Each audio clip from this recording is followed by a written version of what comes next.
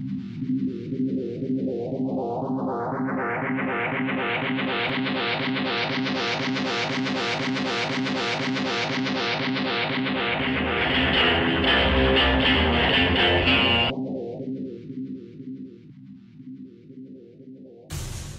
Nate, this is Cameron. So, I've been talking, well, I guess to preface this a little bit, I've been watching Stargate Universe a lot lately. I really want to talk about the show because it's one that came on during my senior year of college. Freshman year of college for me. Yeah, his freshman year. And we both, pretty much dropped everything to watch it when it was on. Even kind of sneaking into a school building to watch it on their cable. Although I suppose we could have watched it elsewhere. Yeah, we watched it in my dorm, but we watched it in other buildings so we wouldn't have distractions. Right, other people. So, yeah, that show had problems, and so I really wanted to talk about that. And then, so I'd watched the Universe episodes a lot, and then I got to the point where I'm like, okay, now let's watch SG1 again. Yeah, I think in order to do this review, I think it's important for us to talk about SG1 a little bit first, and what we thought of it. We just wanted to have more just of a conversation, because we do want to talk about Universe, but I think it's important that you know where we're coming from. So, I remember watching Stargate Universe as a kid. Universe? SG1. SG1, probably, it came on in 97. So 98, we syndicated. Probably about middle school is when it came on for me. And I loved watching this show. We'd watch it, they'd play the episodes out of order once in a while, I think. At times it was kind of hard to know where everything fit into line. But we could follow the story for the most part. And we loved this show. I loved it as a kid. It's got Richard Dean Anderson. Big perk for the show. This guy is hilarious. His personality. Yeah. And, he's often been said that he's a big Simpsons fan. And you can see some of that humor seep through. But I gotta say, I attribute some of my humor, some of the joking I do, I think from this show. From Richard Dean Anderson. He plays Jack O'Neill from the movie, which has a slightly different spelling. Yeah. I think it's a double L in this instead of one L, like the show. And I don't know if they did that on purpose, or to make a distinction. Well, it's I don't know. It's another thing is they changed the kid's name. I forget, it was Tyler or something in the movie. And they changed it to Charlie in the show. Charlie! It's okay, why you changed it? It doesn't need to be changed, really. Yeah, I think I think it's the idea of trying to set up a slightly alternate universe. But this show was campy. It was a little bit campy, yeah. But it's also one of those shows that I think as it went on, it grew up too, and it got more serious, a little more gritty, never too serious. Never hardcore. I definitely like the first 7 seasons the best, with Richard Dean Anderson. I'm sorry, what is this? Yeah, doing in the middle of the video. You like the first season? I like the first 7 seasons. Season 8, when Richard Dean Anderson is kind of on his way out. Takes a back seat. He kind of takes a back seat. Not so good, or not so strong. Seasons 9 and 10, they sort of are trying to reinvent themselves. Not as strong. Nothing against the actors, the writing, but it's been done. Yeah. Definitely season 8 is a more relaxed season. Sure, you get defeated the Replicators and the Golem in this season, but the episodes, it's more nothing major happens besides them 2 points. No big story arcs, really. Yeah. You have these, like I said, kind of just relaxed episodes with the guy who plays Homer's voice guest stars in one episode as he basically sees flashes of O'Neill's life. Yeah, with the ancient communication Stone. stones, which will play a big part in Universe later.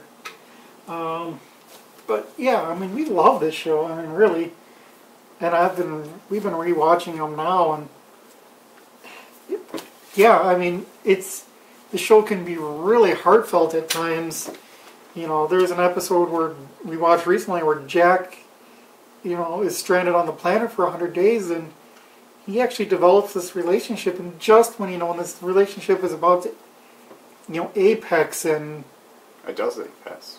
Well, yeah, but I mean, he gets rescued, and then it's kind of, he's kind of at that point where, you know, maybe even just a few more days, you know, maybe another month, he'd be completely, you know, I'm not going to leave. Yeah. But it's just soon enough where it's hard, but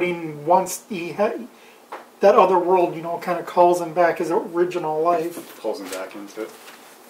Kind of like the movie. Now pulls him back into the military service, you could say. Yep. Where he's almost, in the movie, he's almost going to kill himself. But this... Yeah.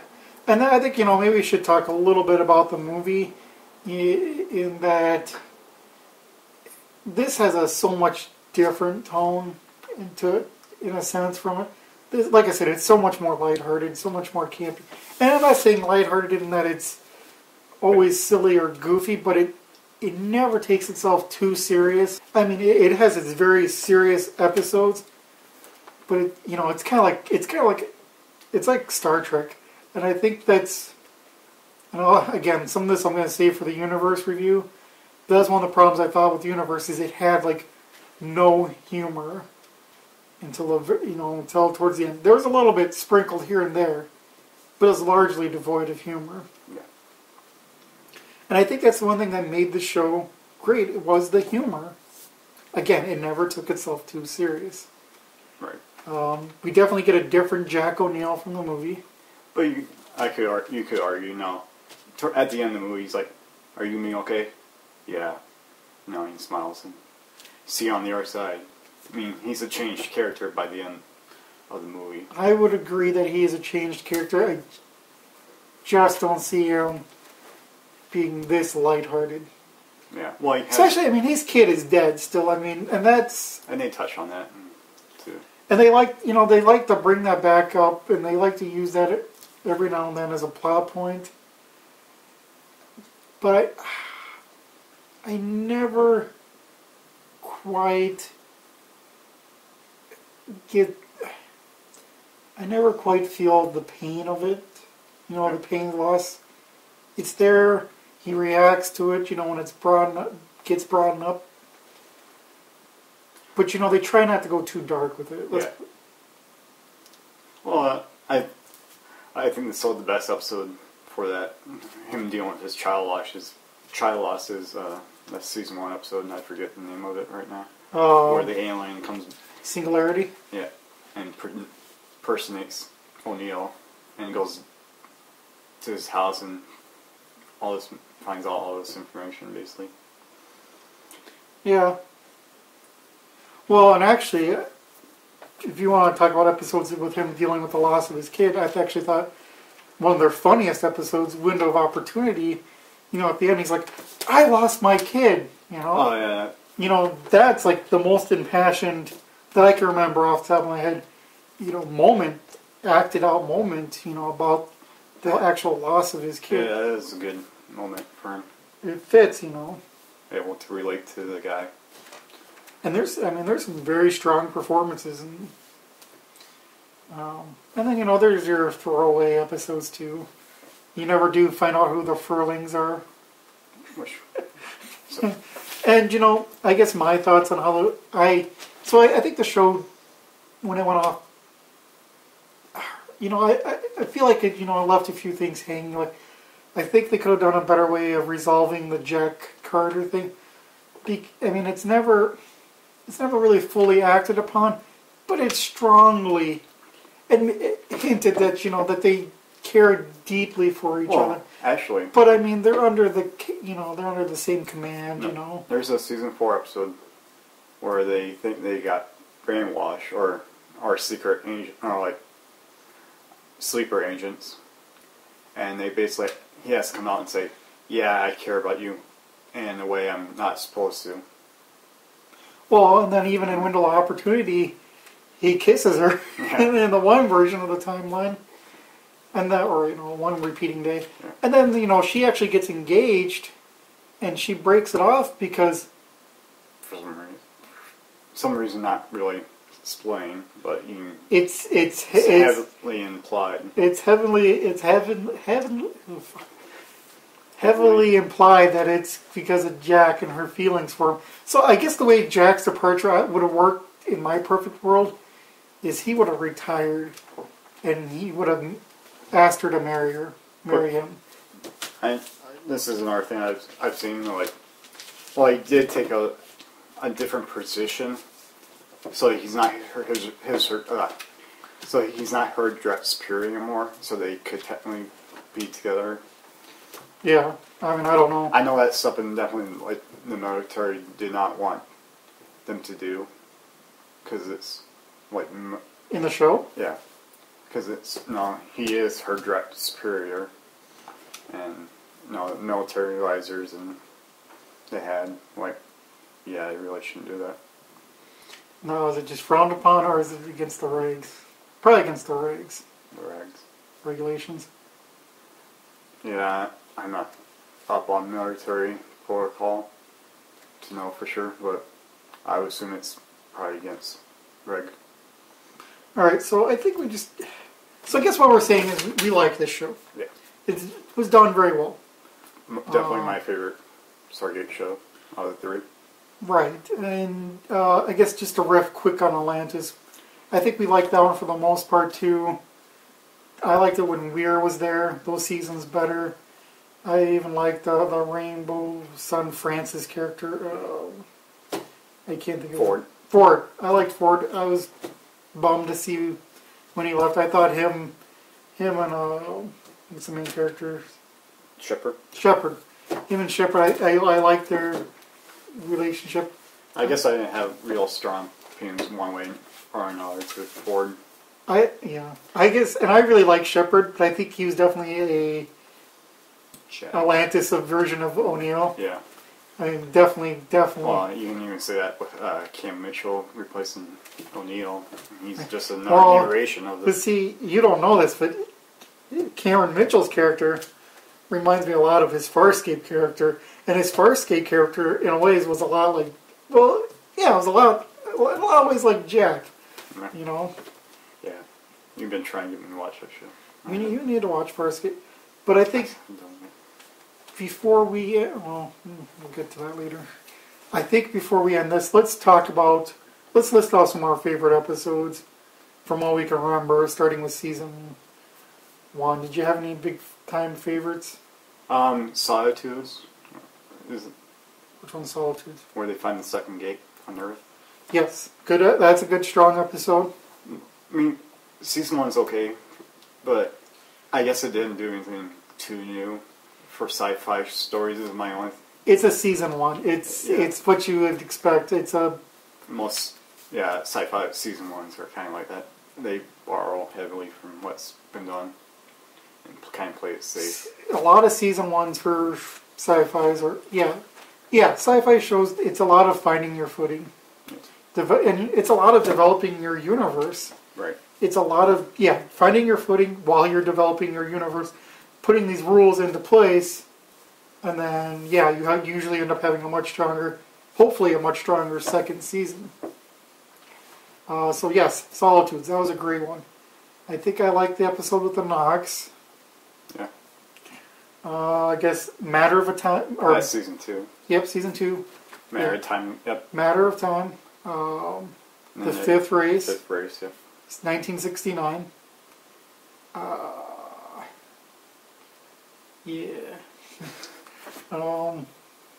The Toker episode wasn't bad. I guess what I like about that one is you see a lot more of Carter's dad. Father's relationship. And that's actually kind of nice. That's actually one. There again, that's part of the feel-good, family-friendly show. is you see these two people that were kind of apart come together, and they, she gets to show her dad what she's doing in the universe. Yeah, because there was a previous episode where he was basically trying to force her into like I have cancer. be like astronaut. I'm like, go out and see the sights, man. I'm like, Dad, I am in this program called Stargate. You have no fucking idea what I'm seeing. Yep. Oh, let's see what else. Season 3, we just watched Pretense. That wasn't bad. It's another, and I actually kind of like the episodes, the trial kind of episodes, where they debate over, who's, Skara from the first episode gets, well, okay, we should back up here a little bit. Speaking of season 1, I just thought of another episode I liked, and it's the one that's there but for the grace of God, where Daniel goes into the alternate universe and finds out about the Gould attack. That's a good one because that's actually a Daniel-centric episode. And then it leads into, and I gotta say, they actually do their clip shows pretty clever. Yeah. For the most part. And they do it for the first season cliffhanger and the second season cliffhanger. They sort of do clip episodes, but they work it in. Well, it's not quite the cliffhanger. It's like the episode before. Well, but in the second season, it is the last episode. They kind of make it into a cliffhanger, but they it's like or a clip episode, but they don't go too deep. It's like half clip show and half new. Yeah. Like the first half is like clip show. But yes, and then what is the name of the two-parter?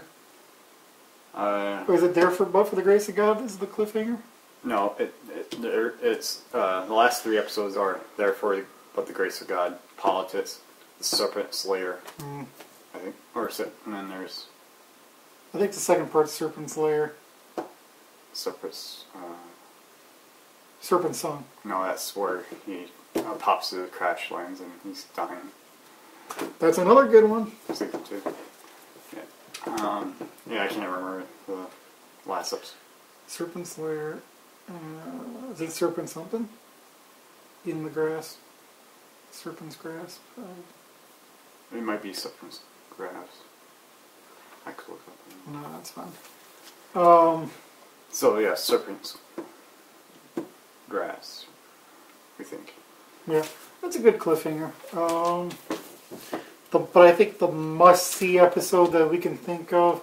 Oh, okay. So I like the end of season 3 where you get introduced to the Replicators. Oh yeah. They're a cool villain. Nemesis. And you get some stupid episodes like Ergo. It's funny, but it's silly. It's a throwaway episode. It's a throwaway. It's a fluff episode. Yeah. And the only thing I don't like about those kind of episodes is you build up this intensity, and you're like, okay, I gotta know you gotta see where this main story arc's going. What's the next step into defeating the Goa'ulds?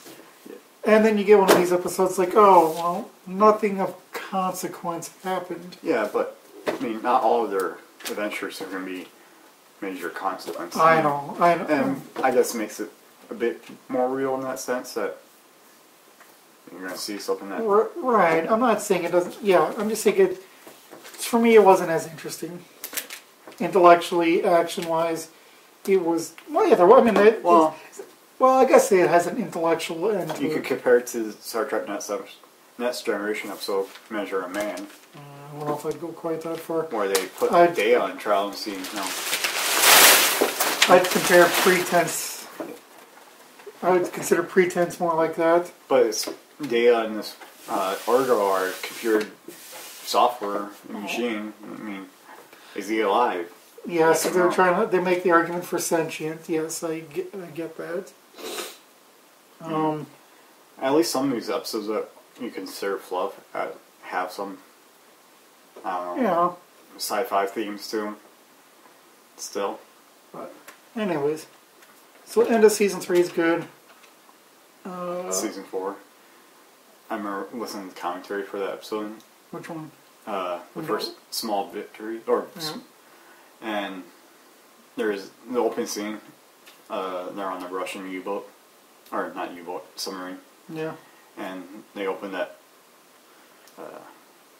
hatch and there's a Replicator and they speak in Russian. There's no subtitles. And if you listen to the commentaries, like, maybe it's the Replicators from the last episode. If you know Russian, it's kind of like an inside joke for Russian. That's what they said in Russian? Yeah, it's like, maybe it's the things from the last episode of this.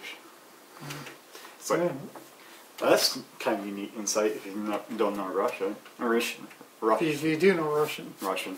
Or you listen to the commentary like I did to find out. Let's see.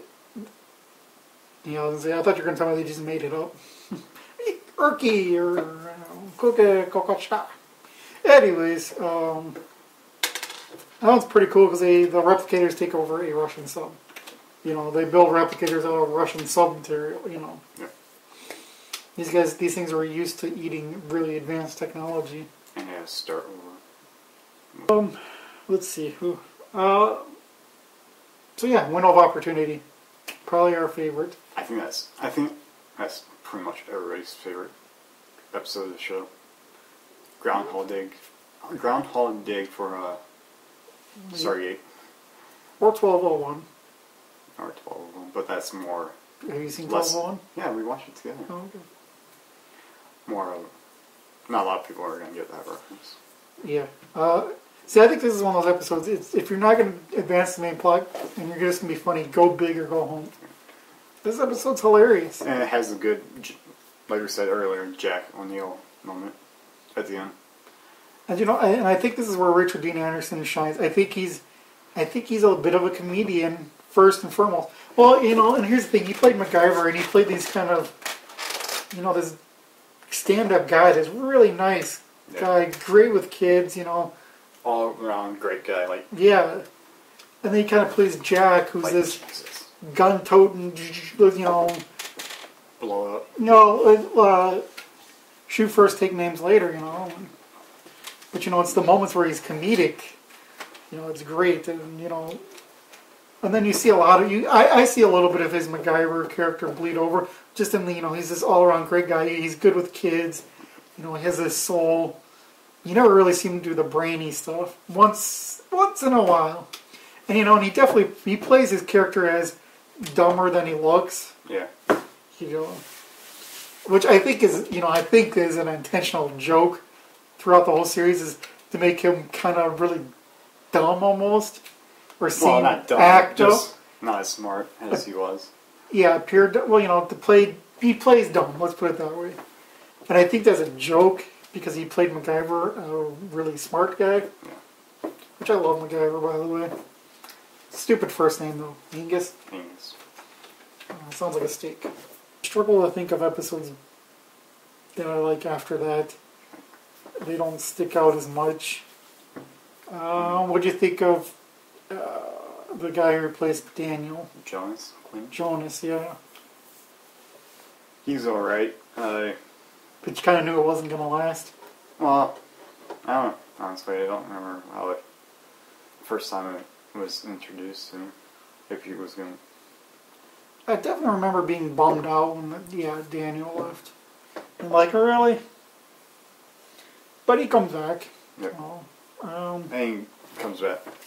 He guest stars in a couple episodes during the season. And he comes back kind of at an awkward point in the show, because they think it's going to be their last... He comes back for season 7, doesn't he? Yeah. So they think it's going to be their last... Season? Yes, they thought season 7 was going to be there. They thought since like season 5 that there was... Like every season up to like season 9, and like they thought there was going to be the last, and like season 9, alright, we're staying here we're staying here for a while, so let's... They actually went and like shot new exteriors of the mountains and all that. So, and then 2 years later, they get canceled. So. Well, they thought they were going to get canceled in season 9, didn't they? It wasn't until... Maybe it was season 9 that they thought they were going to get renewed. And they thought the same thing was going to happen for season 10. Yeah. And that's the thing about the Sci-Fi Channel. It's the Sci-Fi Channel's where sci-fi shows go to die. It really is. But, had 5 years on it. But yeah, I mean, I guess they squeezed 5 years out of SG-1. And Atlantis. So, and the cast changed towards the last 2 seasons. I didn't mind Cameron Mitchell. I didn't mind Val Mulder Duran. she's from Farscape too. I probably appreciate her character a little bit more now, having seen Farscape. You know, in my perfect world, season 8 would have been spent bringing the Cameron Mitchell character into the fold while Jack was leaving, kind of having them meet. A transition period. Yeah, and him almost maybe training Cameron. But, and you know, it sort of didn't make sense that Carter didn't take over. I mean, I get why, but. And yeah, she was gone for the first 6 episodes of season 9. Was she? Yeah, because she was having a kid. And that's the problem with these shows. Some of these shows that are on for so long, it's when they get towards the end, they start. You get your main characters start taking a break. You know, they start cutting back because these new secondary characters start taking more prominent roles. I mean, it sort of happened in X-Files, and it hurts the show. Yeah, I guess is what I'm saying. I guess my main problem with the last 2 seasons was the bad guy, the Ori, posing as guys. Like, okay, we already had this with the Goblin. Well, I see. That's them trying to recapture that. And you know, the show, I sort of felt like always made us. And if you really look at it, and this is me reading maybe a little too much into it, but you know, if you kind of look at the first 7 seasons, it is sort of making a dig at religion, a little bit about false gods. But when you get to the Ori story, I mean, it's like, you know, if you worship them, these Oris get more power. I'm like, okay, now you're really getting close to Christianity this way. I mean, you're really making a kind of a ballsy statement about it. Well, I remember, like, the commentary for the first couple of episodes of season 9, talking about how they were drawing from experience, like the Muslims and all that extremist religion people out. Yeah. I mean, the Ori story wasn't bad. The problem I had, too, in the later seasons, it seems like the Ancients always left behind this one more weapon that just conveniently solved their current problem. Could be. I mean, it's like, how much stuff could the Ancients have? How much could they have planned forward? Yeah, there definitely was too much reliance on Ancients. Yeah, we just got to find the next ancient thing, you know? Oh, this thing that made human life in the galaxy can turn or be hit a few knobs and destroy replicators. Awesome. Yeah, I think they got to a point where they weren't sure what to do, you know, how to wrap up some of these plot points. So they took these Deus Ex Machinas, I guess, endings towards things, and it's like, oh, the Ancients saved the day again. Well, Ancients saved it again. Replicators gone. School gone. For the most part. Yeah. Some balls. And you know, I think that's one thing I liked about the earlier seasons is they were always, and that's what they were trying to bring back with the Ori. Well, that's another ball of wax there. So, you know, they were technologically inferior, so they're always having to work together, work on their, you know, play to their strengths, teamwork, being clever, coming up with their own solutions, you know, always pushing the mark, or, you know, what's the word I'm looking for? Boundary. Pushing, you know, they were just reaching for one thing further out of their grasp, you know, and then, you know, obtaining it, and then, you know, reaching a little further, you know, technologically. And then in the later seasons, they get, you know, they have spaceships, space battles, and I think it got to the point where it was almost too big. Yeah, in the last episode of the show, they get Asgard weapons that can destroy Ori ships. Yeah, and so and the whole premise of the show is this is a mystery, or, you know, not a mystery, but this is a secret, the Stargate program. But it gets to the point where it gets so big and so much happens, and, you know, so much stuff transpires on Earth, and they have all these people in the Stargate program, you know, hundreds and hundreds, it seems like. Then how could you possibly keep this a secret? You know, it almost got to the point where it didn't fit the storyline for the show. You know, it wasn't working for the show anymore the right way. Yeah. I mean, it's almost like, and, you know, that's a dilemma. If they reveal it, well, then they can't play into this could be happening right now. Yeah. And there's, I just remember sometimes when I watch the show, there are like scenes in cafeteria. I'm like, do the people know what's going on in the mountain, or are they really damn good chefs that they just don't care or let them know what's going on? Yeah. I mean, so yeah, they're civilian contractors. I don't know. Yeah. I just, well, that's minor. Yeah. Yes, I'm assuming they're military and they do know. But, yeah, it just got too big for its breeches, I think, towards the end. I think part of this demise is it was getting to a point where the show is just a little unstable. I mean, it no longer fit its parameters anymore, It's like, some parts just didn't make sense, There was the ancients, and they solved a lot of their problems for them. They weren't. It was always just finding the next tool, and then there's the space battles. Yeah, it went maybe too sci-fi with like spaceships and all that. Yeah, well, really, the original premise was people now this time going out to different planets, not the future, and that's what spaceships to me always is the future. So yeah, so you're saying it got almost a little too futuristic. Yeah. I would agree. Yeah, it opened up some options for them, some different story ideas to have spaceships, and how working that in. But yeah, I think it just got a little too sci-fi. So I guess let's wrap this up. First 7 seasons, great, good, stable, coherent. Yep. Season 8. Okay. Rough around the edges, a little bit fluff. Yep. 9 and 10, trying to reinvent itself, but at this point, I'd say the magic's lost. The deal they were. So I guess we love it. We like it. Cameron owns all 214 episodes. And movies. And the movies, which I think I might watch the movies here again. Those could be a separate review too. Yep. So we're going to talk about Stargate Universe. I don't think we'll touch on Atlantis too much, but you'll probably hear some bleed through on that.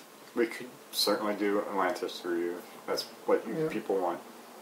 I haven't watched those in a while. I've actually been recently watching. And I liked Atlantis for the most part. Yeah, Atlantis is good, but it's definitely I think that one similar to SG1 with stories and stuff. I think that one burnt itself out a little bit quicker than SG1 did. I think by season 4 and 5 it was starting to burn out a bit. Yeah. Someone's probably be like, I love that show. It was good. Yeah. It was good. Just nice. We like Stargate. Yeah. 17 seasons of it. We like the movie, even though a lot of people apparently, some reason, hate it. I like that movie. Me too. I grew up watching that movie with Dad. Yeah. And I watched, review by Roger Ebert, and he's like, oh, this is crap. I'm like, really? I don't see it. I don't see what people really hate about that movie. I can see a little bit of it. I can sort of understand it. But I think they're overanalyzing. But like I said, I just remember watching this movie with Dad. Yeah. And liking it a lot. And I remember we hooked up the surround sound and, we could hear Death Gliders back here. And it was cool. I remember watching it when we were borrowing that projector once. And watched it on the wall. Yep. Well, because I think I bought it for Dad because I remembered watching it as a kid. So, it was, yeah. So, and I don't think he even realizes, what an impact that had, or we probably didn't watch it as much as I remember us watching it. Maybe we just rented it, but I remember watching it that one time. I think they went to sell in theaters. So. I don't think we did. I think I asked Mother about that. I never remember seeing it, and I would have only been 7, and you would have been 4. When did it came out in '94? I remember seeing Star Trek Generations, which was the same year, so I guess. I just remember watching it at home. Yeah. So. And I think the first time seeing it was when you did buy it for him. Did that get you hooked on it? I didn't really get hooked on this show until freshman or sophomore year in high school. Oh. Because I was in a history class and we're talking about Egypt and that. And I'm like, huh? And I did a project on like Thor, and I used like different examples of Thor in the media, and I used Thor from Stargate. Yeah, that stuff actually, that ancient culture stuff kind of interests me. Yeah. So, a little, we're kind of getting off subject here, but Anyways, let's wrap.